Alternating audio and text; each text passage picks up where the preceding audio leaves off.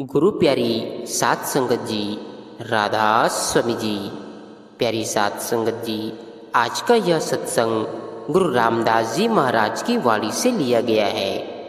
आज के इस सत्संग का विषय है कि सचखंड जाने के लिए सद्गुरु परमात्मा से हमें क्या मांगना चाहिए, हमें अपने मालिक से क्या आशा रखनी चाहिए।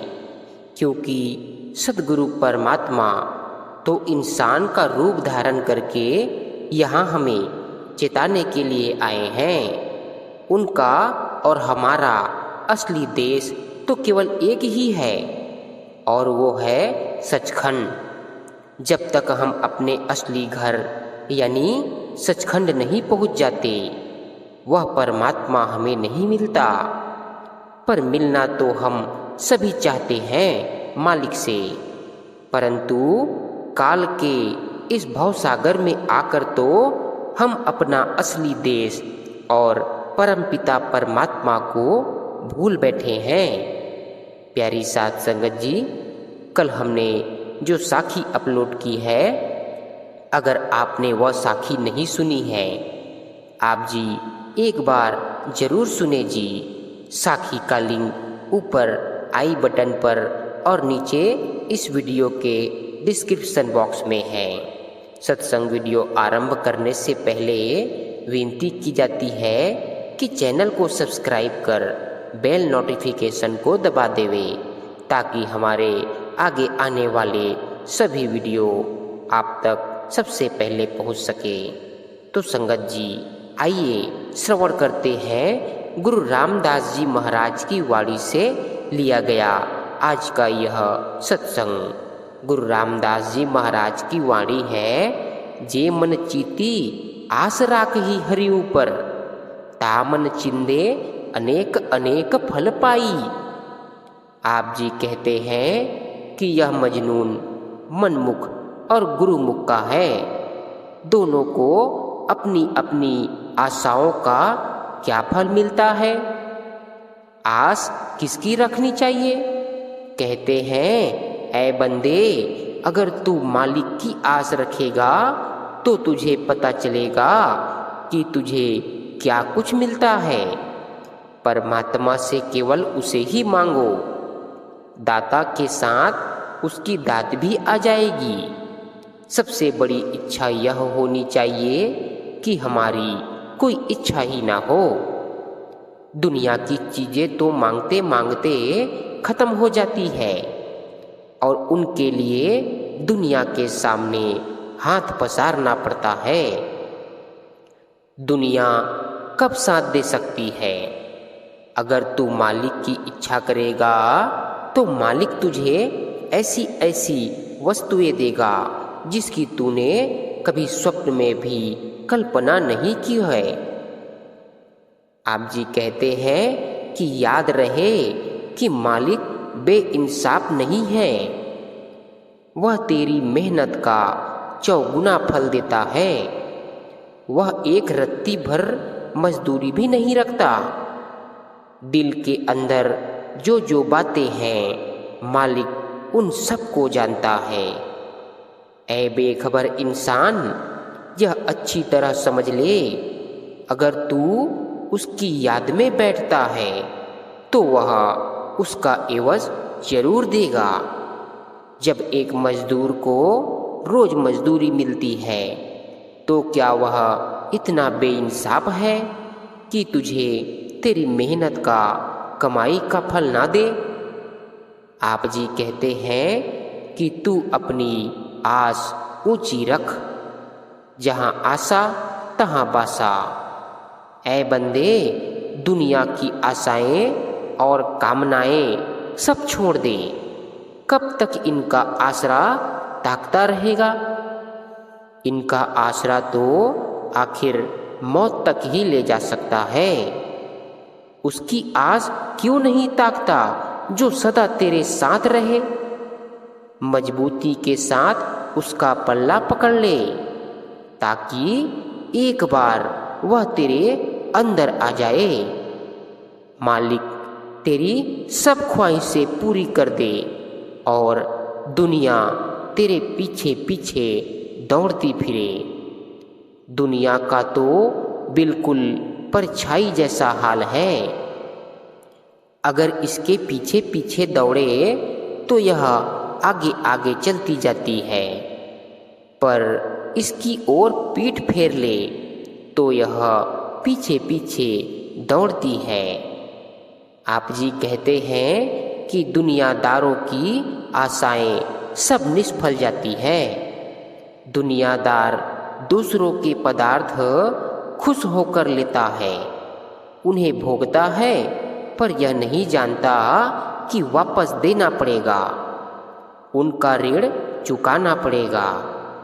दुनिया के पदार्थ मौत के बाद साथ नहीं जाते। मनुष्य सारी उम्र मोह माया की झूठी आस में अपना जन्म गंवा बैठता है, घाटे का सौदा कर लेता है। धन दौलत के गुलाम ना बनो, इनसे काम लो, परंतु एक और काम, खास काम, निज काम करो, जिसे करने के लिए मालिक ने यहाँ भेजा है, जिसे करने के लिए हम यहाँ आए हैं। अगर बाकी सब काम उस खास काम के लिए किए जाते हैं तो वे मुबारक हैं। अगर वही काम भूल गए तो बाकी सब काम भी यूं ही व्यर्थ चले जाते हैं। कहते हैं कि किसान भूखे प्यासे बैल को बड़े सवेरे हल में जोत लेता है, वह थोड़ा चलकर बैठ जाता है, किसान उसे डंडे मारकर उठा लेता है और हल के आगे फिर चलाने लगता है। पर जब वह थोड़ी देर चलकर फिर बैठ जाता है और डंडे की मार से भी नहीं उठता, तो किसान उसको सुआ या आरा चुभाकर उठा लेता है और बैल फिर चलना शुरू कर देता है। लेकिन वह 2-4 क्यारी निकालकर फिर भूख का मारा बैठ जाता है और आरा चुभाने से भी नहीं उठता, तो किसान उसके मुंह को रस्सी से जोर से बांध देता है। जब उसका दम घुटने लगता है तो वह जल्दी से उठ जाता है और फिर से हल चलाने लगता है। किसान उस पर जरा भी तरस नहीं खाता। यह तकलीफें बैल ने क्यों पाई? कहते हैं क्योंकि जब कभी उसे मनुष्य जन्म मिला, वह दुनिया के विषय भोगों में लगा रहा, नाम की कमाई ना की, किसी महात्मा की शरण में ना गया,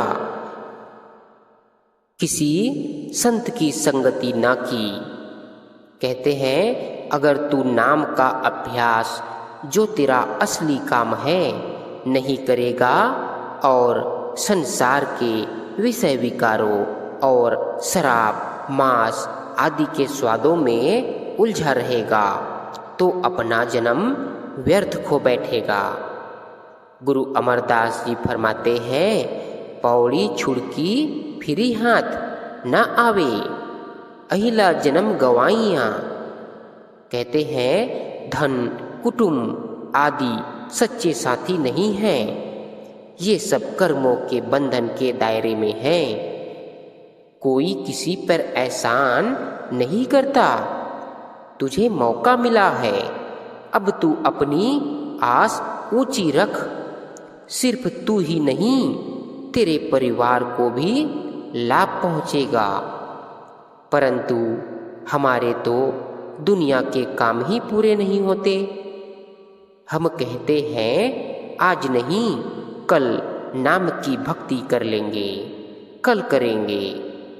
कल करने वाला कभी नहीं कर पाता, ना कल आता है और ना ही वह कुछ कर पाता है।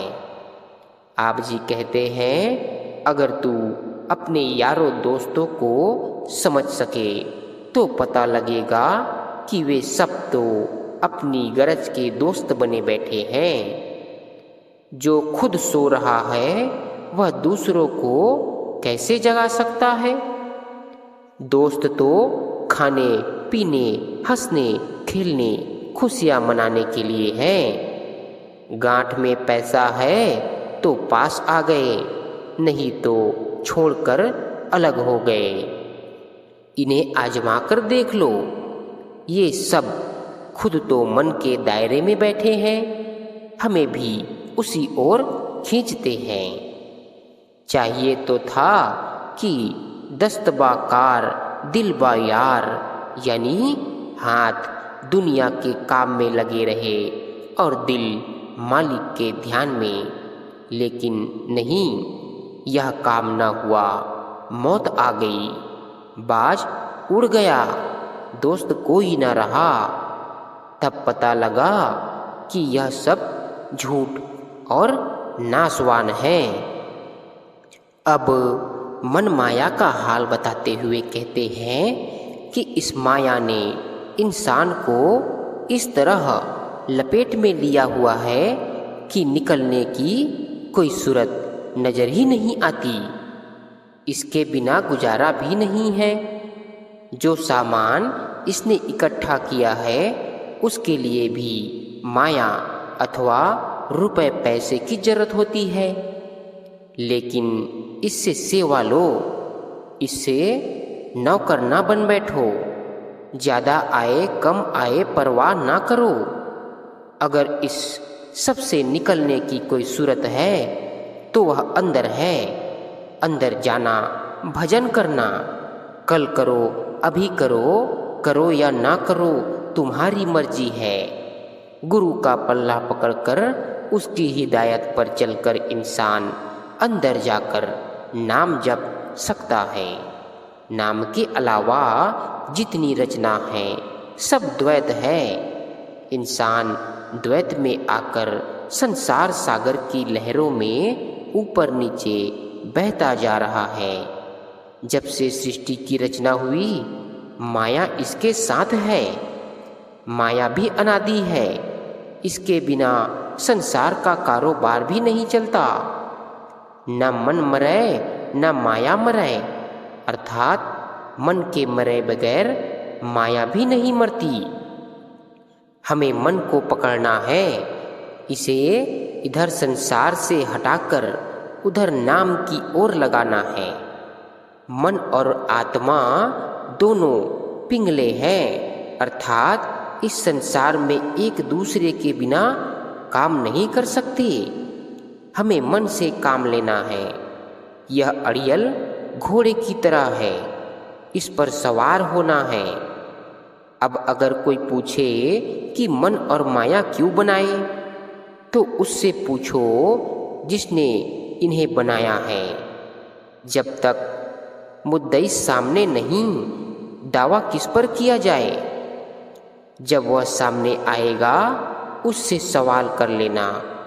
गुरु नानक साहिब कहते हैं कि अगर तेरी इच्छा यहाँ से जाने की है तो चल हमारे साथ, नहीं तो बैठा रहा। फिर माया का नक्शा खींचते हैं। जिनके पास है उनका क्या हाल है? राजाओं के पास होती है, पर साथ ही अहंकार आ जाता है। साथ ही उन्हें इंसाफ, सख्ती, नरमी करने वाला पुलिस और सेना का महकमा रखा। जुल्म किए, उन कर्मों का भागी बना। मरने के समय उन्होंने साथ ना दिया। यहाँ तो खुशियाँ मना ली, आगे का कौन जाने। माया के रंगों का कोई पता नहीं। आज यहाँ है कल वहाँ। अगर मेरी बात का बुरा ना मानो तो गुरु साहिब के कथन के अनुसार तो हम ना शुक्रे हैं। एक नाम ही ऐसा है जो धूर्धाम तक हमारा साथ दे गया। माया में रहते हुए नाम का अभ्यास कर लो। अब मन की हाल बताते हैं कि वह क्या छल और फरेब करता है। इंसान का जैसा अपना ख्याल होता है वैसा ही वह लोगों को समझता है। उसी नज़र से वह औरों को देखता है। जैसी इसकी मनसा, कामना और वासना होती है, वैसी ही शकल इसकी बन जाती है। जहाँ प्यार लगा होता है उसका ही रूप यह बन जाता है। पुत्र के साथ प्यार है तो बाहर से और है, मगर अंदर मन में पुत्र का ही रूप बस जाता है। अगर खुद अच्छा है तो सब अच्छे ही दिखाई देते हैं। अगर आप साध हैं तो सब साध ही नजर आते हैं। एक फकीर के पास एक आदमी आया और कहने लगा कि हे साईं, दुनिया बहुत बेईमान है। आपने फरमाया ठीक है। थोड़ी देर बाद एक और शख्स आपके पास आकर बैठा और बोला कि सरकार, दुनिया में कहीं कहीं ईमान का अंश भी है। आपने कहा हाँ ठीक है। बाद में एक और व्यक्ति आया और उसने कहा कि दुनिया में चोरों और ईमान में ईमान ही ईमान है, खुदा ही खुदा है। आपने उससे भी कहा कि हाँ ठीक है। जब वे तीनों चले गए तो आपके एक सेवक ने पूछा कि या हजरत, यह कैसे हो सकता है? आपने तीनों की बातों को ठीक बताया। फकीर ने जवाब दिया, जैसे जैसी ऐनक उन्होंने लगाई हुई है, दुनिया उन्हें वैसी ही नजर आती है। पहला निपट संसारी है, दूसरा थोड़ा सा खुदा का खौफ रखने वाला है और तीसरा रब यानी परमात्मा का बंदा है। सो इंसान जैसे जैसे कर्म करता है वैसी ही उसकी सूरत और बुद्धि होती जाती है, वैसा ही वह दुनिया को देखता है। अब गुरु साहिब कहते हैं कि अगर यहाँ से निकलना है तो सहज अवस्था प्राप्त करनी है तो सद्गुरु के पास जा, जो तुझे निज घर जाने का मार्ग बताए। कहते हैं कि इन राग रंगों तमाशों के कारण मन एकता में न रहा, वह प्रवृत्ति में आ गया, वह कपट के साथ आता जाता है, अर्थात सब कुछ कपट के साथ करता है। मन दुनिया का पीर है। इंसान चाहता है कि हर एक चीज उसे मिल जाए, उन्हें पाने के लिए फिर पाप करता है। गुरु नानक साहिब कहते हैं, पापा बाजो होवे नाही, मुइया साथ न चाहिए। यानी ये संसार की वस्तुएं, धन दौलत आदि पाप किए बगैर इकट्ठी नहीं होती और मरने पर साथ नहीं जाती। सद्गुरु क्या कहते हैं कि नाम को पकड़ ताकि दुविधा दूर हो और सच्ची शांति प्राप्त हो। अब अंदर जाने के विषय पर आते हैं। कहते हैं कमाई करो, अंदर जाकर शब्द को पकड़ो, नाम को पकड़ो, तुम सच्चे हो जाओ, निर्मल हो जाओ। आत्मा निर्मल होकर, सच्ची होकर उस सच में समाने के काबिल हो जाती है। यह कमाई निज घर ले जाएगी जहाँ से तुम आए हो।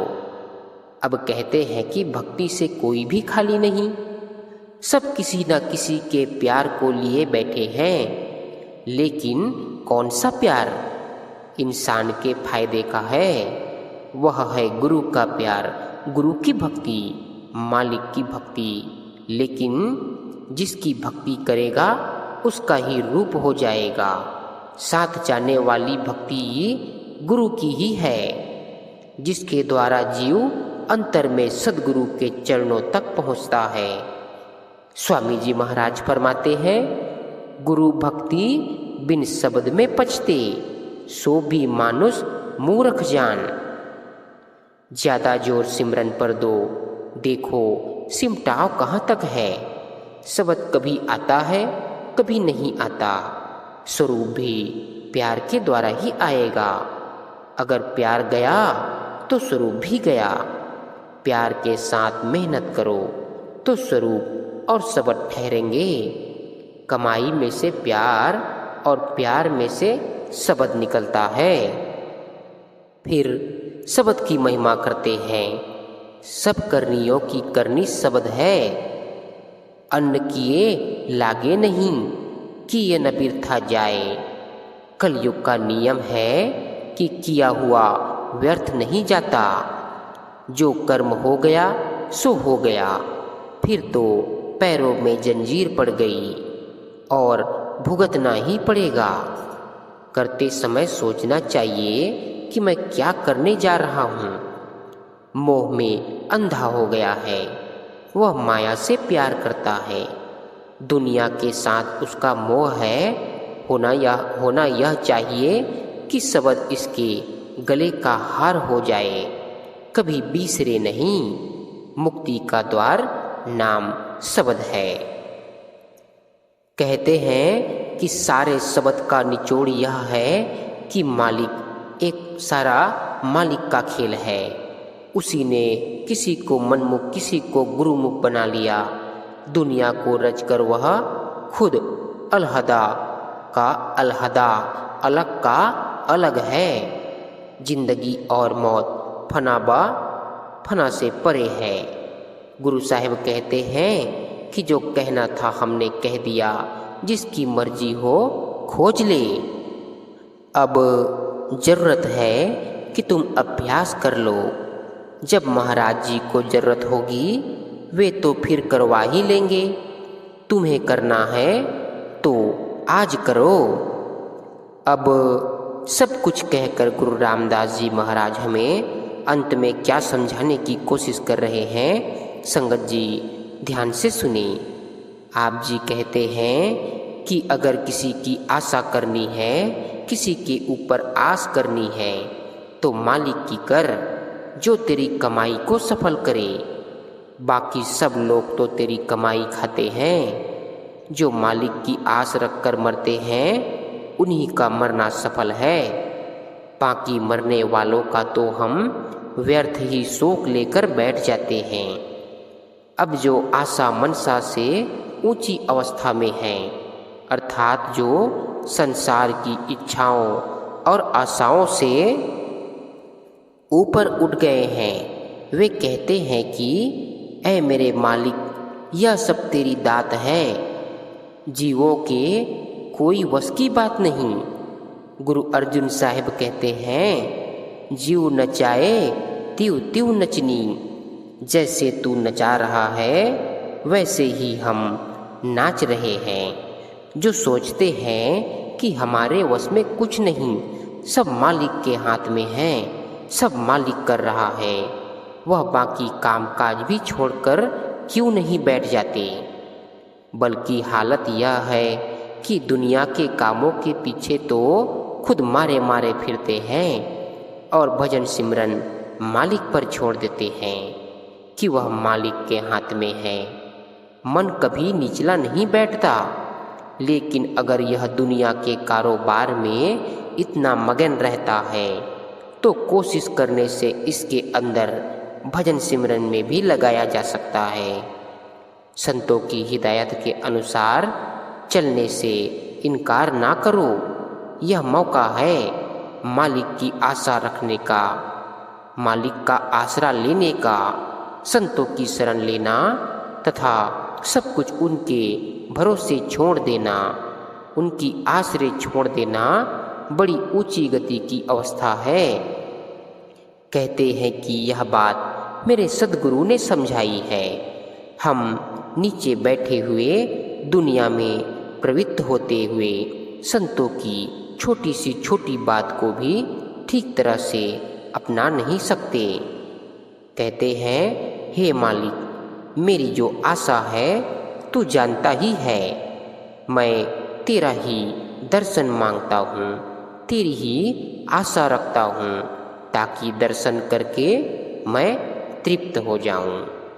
गुरु प्यारी साध संगत जी, सत्संग, रूहानी साखियाँ और आध्यात्मिकता के मार्ग से जुड़ने के लिए आपके अपने YouTube चैनल निस्वार्थ प्रेम सत्संग को सब्सक्राइब कर अपने दोस्तों के साथ शेयर जरूर करें जी।